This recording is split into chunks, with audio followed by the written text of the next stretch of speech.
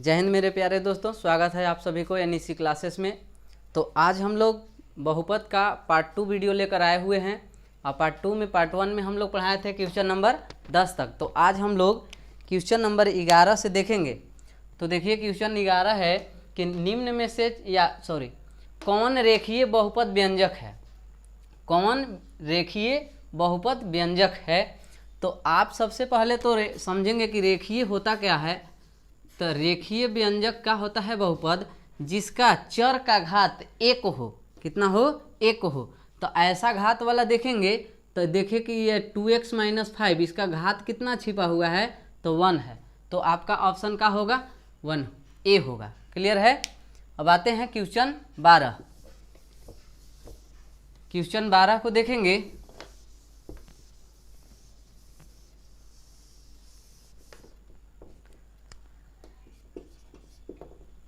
Question number 12,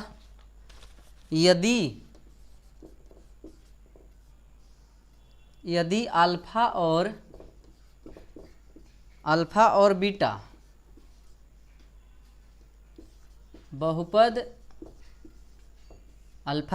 बहुपद F X is equal to X square plus X plus 1 इतना के मूल हो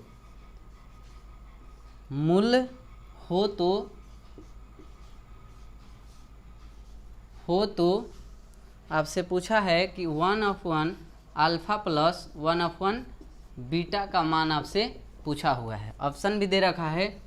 ऑप्शन ए है,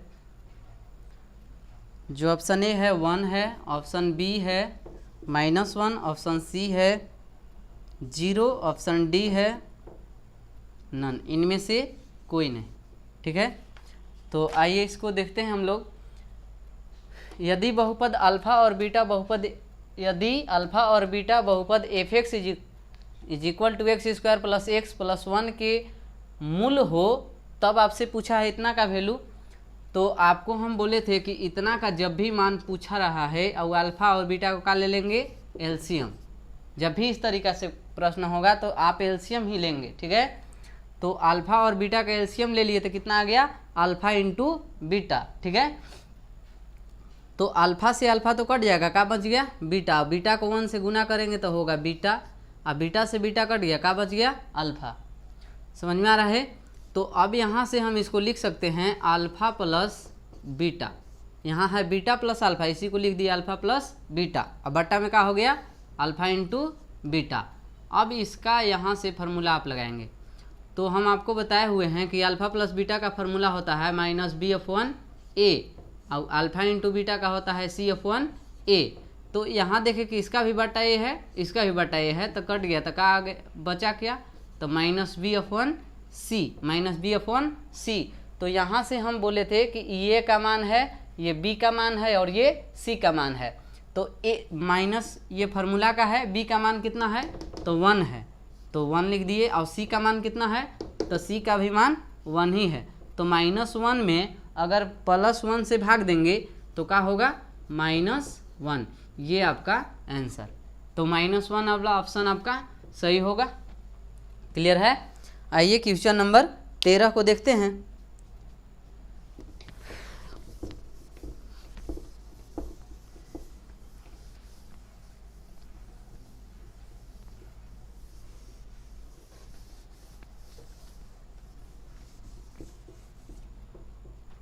जो क्वेश्चन 13 है,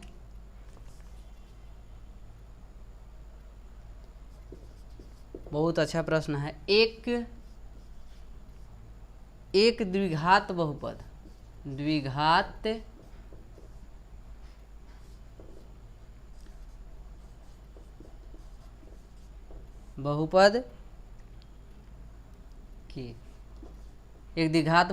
के मूलों का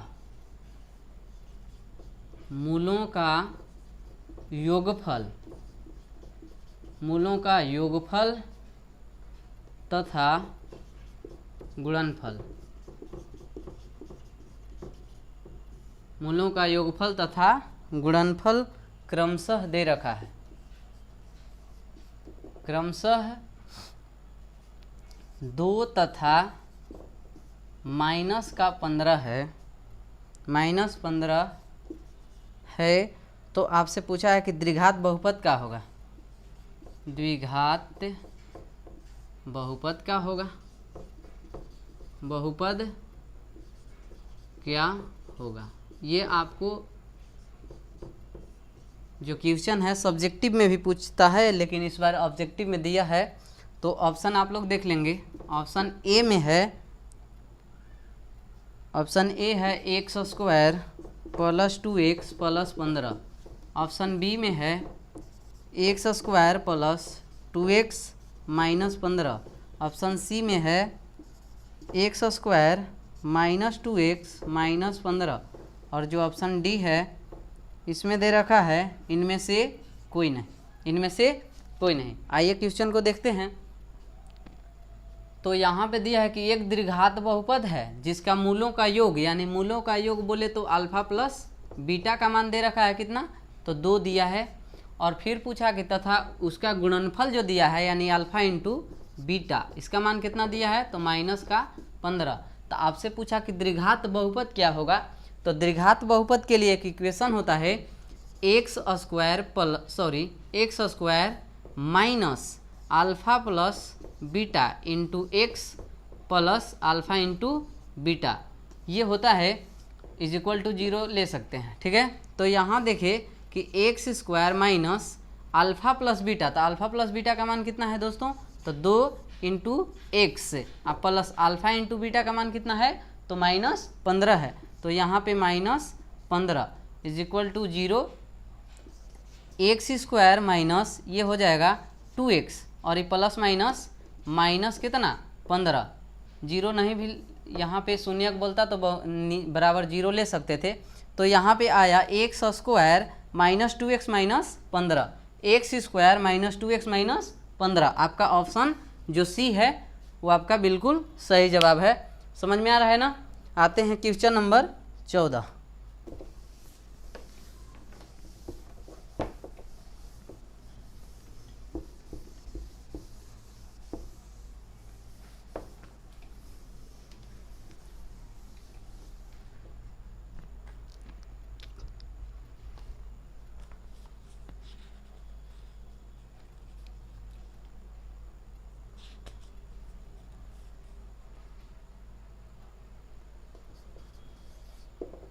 बोला है 14 नंबर क्वेश्चन कि निम्न में से कौन बहुपद नहीं है, कौन बहुपद नहीं है, ठीक है।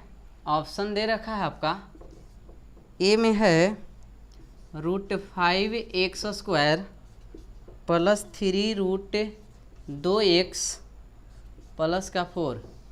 ऑप्शन जो बी है 1/4 x³ -3x² प्लस का 1/√3x प्लस का 2। जो ऑप्शन सी दे रखा है x + 1/x और जो डी दे रखा है 3x² - 4x प्लस का √5, ये √5 है, ठीक है दोस्तों। तो देखते हैं यहाँ पे हम आपको बोले थे कि जो बहुपद नहीं होगा उसका जो अगर चर का मान अगर x के पावर में इन्वर्स में आ गया, जैसे माइनस में हो गया, या x का जो पावर होगा 1 से कम होगा, यानी जो चर का जो घात होगा 1 से कम होगा या उसको माइनस में होगा या रूट में x का मान होगा, तो वो बहुपद नहीं होंगे। तो यहाँ देखें कि ये सब तो जो x² है, ये x है, x³ है, यहाँ भी x है, यहाँ स्क्वायर है, ये सब तो होगा बहुपद। x² 4x, यहाँ √5 है, ये x नहीं है रूट में। तो ये जो ऑप्शन सी देखे कि अगर ये x प्लस में है नीचे तो ऊपर जाएगा तो क्या होगा, x के पावर -1। तो यहाँ देखे कि माइनस में आ गया, तो ये आपका जो सी है ये बहुपद नहीं है, बहुपद नहीं है। तो आइए क्वेश्चन 15 को देखते हैं।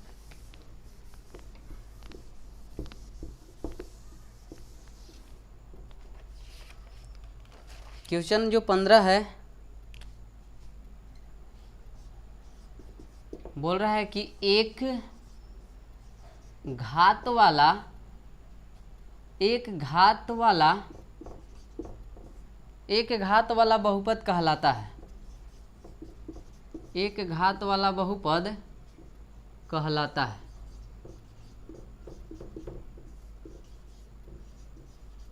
ऑप्शन है रैखिक, ऑप्शन बी है द्विघात, ऑप्शन सी है त्रिघात, ऑप्शन डी है बहुपद नहीं। बहुपद नहीं। ठीक है दोस्तों, तो हम बताए थे कि जिसका चर का घात 1 होगा उसको हम लोग रैखिक बहुपद कहते हैं। तो यहाँ भी पूछ रहा है कि एक घात वाला, यानी अगर x के पावर 1 घात है तो इसको क्या बोलेंगे? द्विघात तो बोलेंगे नहीं, जिसका पावर 2 होगा उसको द्विघात बोलते हैं। त्रिघात भी नहीं बोल सकते कि जिसका पावर 3 होगा उसको त्रिघात बोलेंगे। अब बहुपद नहीं है ये तो ऑप्शन ही नहीं होगा, क्योंकि ये ऐसा होगा तो बहुपद होगा ही। तो देखें कि एक घात वाला बहुपद को क्या कहते हैं? तो रैखिक बहुपद कहते हैं। क्लियर है? आइए क्वेश्चन 16 को देखते हैं।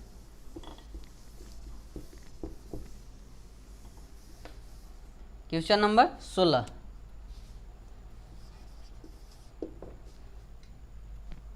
बोल रहे हैं कि निम्न में कौन बहुपद नहीं है, ये आप लोग बताएंगे। निम्न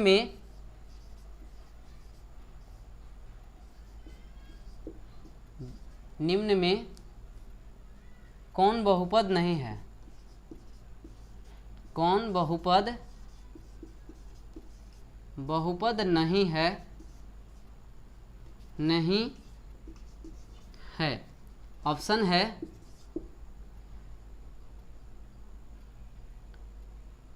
2/3 x + 1, ऑप्शन बी है, ऑप्शन जो बी है 2 - x², जो ऑप्शन सी है वो दे रखा है 1/1 x - 1, और जो ऑप्शन डी है ये दे रखा है x³। तो ये क्वेश्चन को हम छोड़ रहे हैं। यहाँ पे आप कमेंट में इसका आंसर देंगे कि ए होगा कि बी होगा कि सी होगा या डी होगा। क्लियर है? तो इस क्वेश्चन को छोड़ते हुए आप लोग जरूर इसको आंसर देंगे कमेंट में। क्वेश्चन नंबर 16 को छोड़ रहे हैं आपको बनाने के लिए।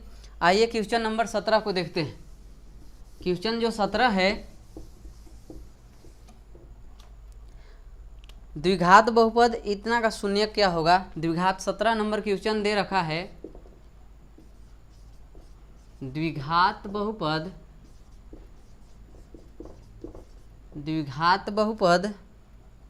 x² - 5x + 6 की शून्यक पूछा है आपसे। क्या पूछा है दोस्तों? शून्यक पूछा है कि इसका शून्यक क्या होगा। ठीक है, तो ऑप्शन भी देख लेंगे आप लोग। ऑप्शन ए में दिया है 1 और -1, ऑप्शन बी दिया है 2 और 1, जो ऑप्शन सी दे रखा है वो 2 और 3, और जो ऑप्शन डी है वो दिया है -2 और -3, ऐसे दे रखा है। तो इसको आइए हल करते हैं। यानी इससे शून्यक पूछा है तो आप इसको हल करेंगे। x² - 5x + 6 = 0। शून्यक बोलता है तो बराबर में 0 ले सकते हैं।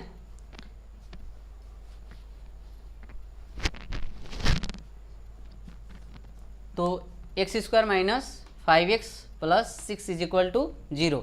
तो यहाँ देखेंगे कि ये जो फर्स्ट है और लास्ट को गुना किया जाता है। जब भी इस तरीका से क्वेश्चन पूछेगा तो फर्स्ट पद और लास्ट पद को गुना करेंगे तो यहाँ 6 है। अब x² के बगल में क्या छुपा हुआ है? तो 1 छुपा हुआ है दोस्तों। क्या छुपा हुआ है? 1। तो 1 और 6 में हम लोग क्या कर दिए? मल्टीप्लाई कर दिए। तो कितना आएगा? 6। और 6 को एलसीएम विधि से तोड़ देंगे तो 2 तिया 6। अब यहाँ पे ये देखना है कि गुना करने पर वह संख्या कितना आना चाहिए? 6 आना चाहिए। और जो जोड़ेंगे या इसको घटाएंगे तो -5 आना चाहिए। ठीक है, -5x होना चाहिए। तो वैसी संख्या आपको इसी में से मिलेगा। 3 और 2 देखें कि 5 भी होता है और 3 दूनी 6 भी होता है, लेकिन यहाँ 5 माइनस में लाना है। तो आप इसी को बैठा सकते हैं x² - 2x -3x। देखिए माइनस माइनस गुना करेंगे तो प्लस में 6 हो जाएगा, और ये -2 रुपया और -3 रुपया तो -5 रुपया भी हो जाएगा, यानी -5x हो जाएगा। और प्लस में कितना है 6 और बराबर कितना 0, बराबर कितना होगा 0 होगा। क्लियर है दोस्तों। तो यहाँ से हम लोग इसमें कॉमन लेंगे और इसमें कॉमन लेंगे, ये दोनों में से कॉमन लेंगे और ये दोनों में से कॉमन लेंगे। तो इसमें देखें कि x यहाँ भी x² है, तो एगो x कॉमन ले लेंगे तो एगो x बचेगा, और यहाँ से x निकल गया है तो कितना बचेगा 2 बचेगा। कितना बचेगा 2। और यहाँ पे क्या है माइनस, अगर यहाँ माइनस है तो पहले ही माइनस कॉमन लेंगे, अब प्लस है तो प्लस ही लेंगे। ठीक है, तो यहाँ माइनस है तो पहले माइनस ले लेंगे, उसके बाद देखेंगे कि अब कॉमन होने वाला क्या है। तो देखें कि x इसमें तो है लेकिन इसमें x है का नहीं है, तो x तो कॉमन होगा नहीं। यानी अब देखें कि अगर 3 लेते हैं तो 3 के टेबल में 6 आना चाहिए, यानी 3 से भाग इसमें लगना चाहिए, तो लग भी जा रहा है, यानी 3 ले लेंगे तो यहाँ बचेगा x, और यहाँ देखिए माइनस कॉमन लिए हैं तो प्लस वाला चिन्ह का हो जाएगा, तो माइनस होगा। क्या होगा माइनस होगा। और 3 का टेबल में 6 कितना बार में आता है, तो आप बोलेंगे 2 बार में आता है, इज इक्वल टू कितना 0। अगर आप गुणनखंड सही करेंगे तो ये दोनों का मान जो होगा एकदम सेम आएगा। अगर ये माइनस में है तो ये भी माइनस में होना चाहिए, तो आपका गुणनखंड सही है। तो यहाँ दोनों में से एगो लिख देंगे, तो x - 2 और यहाँ से लिख देंगे x, और यहाँ से कॉमन का था -3 इज इक्वल टू 0। ये जो 0 है ये दोनों के बराबर है, तो आप इसको ऐसे कर सकते हैं कि यदि x - 2 बराबर 0 तो x बराबर क्या होगा, तो -2 बराबर के उधर जाएगा तो प्लस में 2 होगा। और इसमें देखें कि x - 3 बराबर अगर 0 होगा तो x का मान क्या होगा, तो 3, यानी x का मान एगो 2 आया, x का मान एगो 3 आ गया, तो 2 और 3 वाला ऑप्शन का होगा सही होगा। यानी ऑप्शन जो सी है, ऑप्शन सी जो होगा सही होगा। क्या कि ऑप्शन ए में तो होगा ही नहीं, बी भी नहीं होगा, सी डी तो होगा ही नहीं, माइनस दोनों आ गया, जो ऑप्शन सी है वो बिल्कुल सही होगा। तो आइए क्वेश्चन नंबर 18 को देखते हैं हम लोग।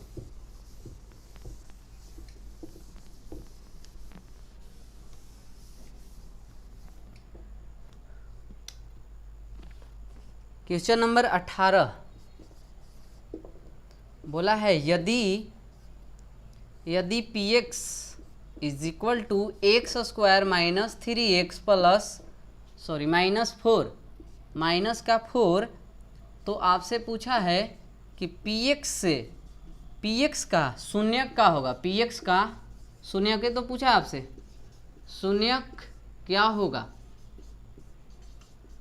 ठीक है दोस्तों, आइए क्वेश्चन का ऑप्शन देख लेंगे।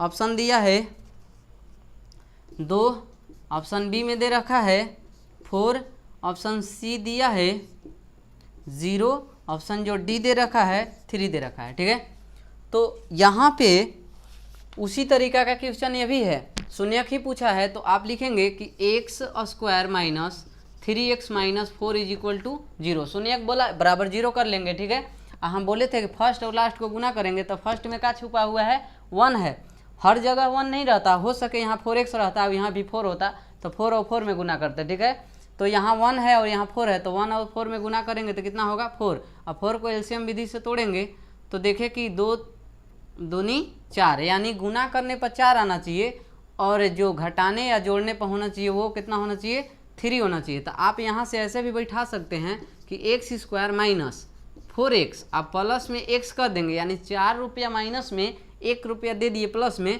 तो -3x बन जाएगा, और 4 अब 1 में गुना करेंगे तो -4 भी हो जाएगा, और यहाँ हो गया -4 is equal to 0।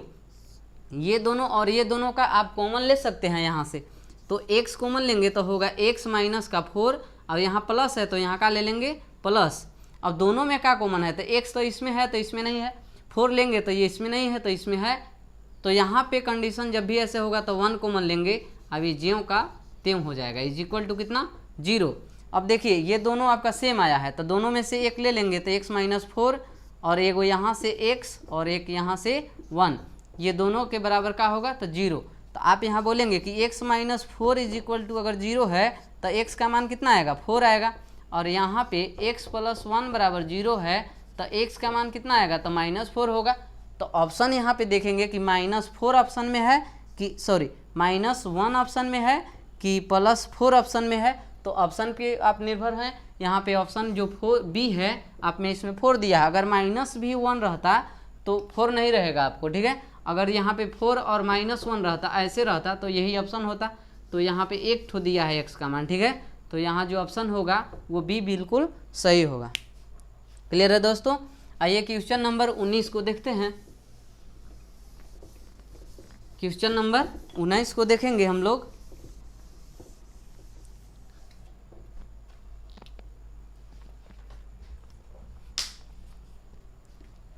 Question number 19,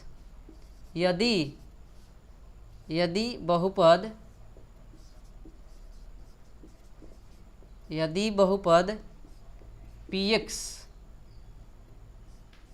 px का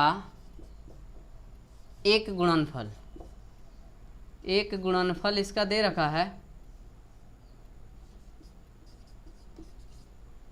एक गुणनफल x + 2 है, x + 2 हो तो बहुपद px का एक शून्यक का पूछा है आपसे। एक शून्यक होगा, यानी एक शून्यक क्या होगा आपसे पूछ रहा है। ऑप्शन देख लेंगे, -2 बी है, +2 और जो सी है वो 0 और जो ऑप्शन डी है वो है 0 -5।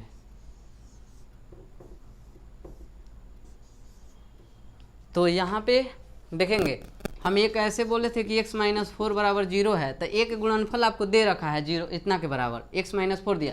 तो उसी तरीक़ा से तो यहाँ पे दे रखा है कि x + कितना दे दिया है 2, एक गुणनफल दे दिया है, तो इसके बराबर 0 कर देंगे। शून्यक तो पूछा है, बराबर 0 कर लेंगे। तो x का मान क्या होगा, तो +2 उधर जाएगा तो क्या होगा, तो -2। तो यहाँ x का जो मान हुआ कितना हुआ, -2, ऑप्शन ए। क्लियर है दोस्तों। तो आइए क्वेश्चन नंबर जो है 20 को देखते हैं हम लोग।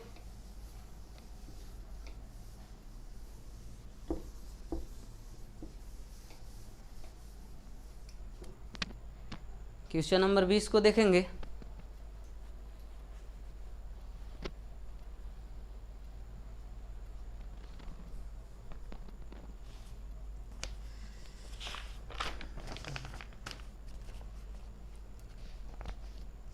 क्वेश्चन नंबर 20 बोला है,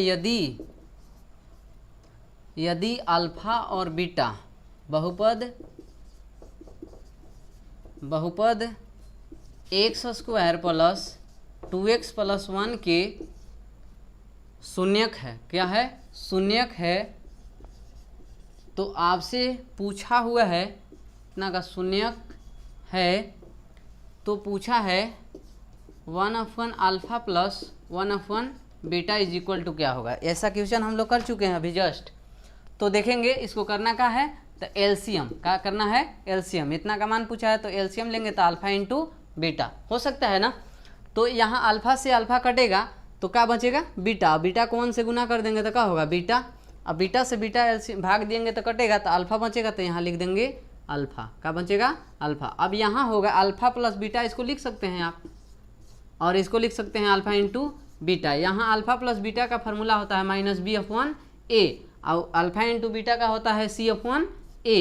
दोनों के बट्टा में a है तो अब a का काट सकते हैं।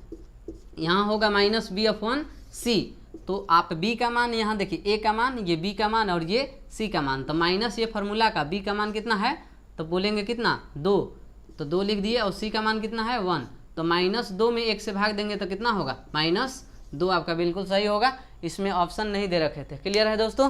तो आपका क्वेश्चन नंबर जो 20 है यहीं पे चैप्टर को समाप्त करते हैं। अब जो आपका पार्ट 3 आएगा उसमें बहुपद पूरा क्लियर हो जाएगा, ठीक है। तब तक के लिए जय हिंद।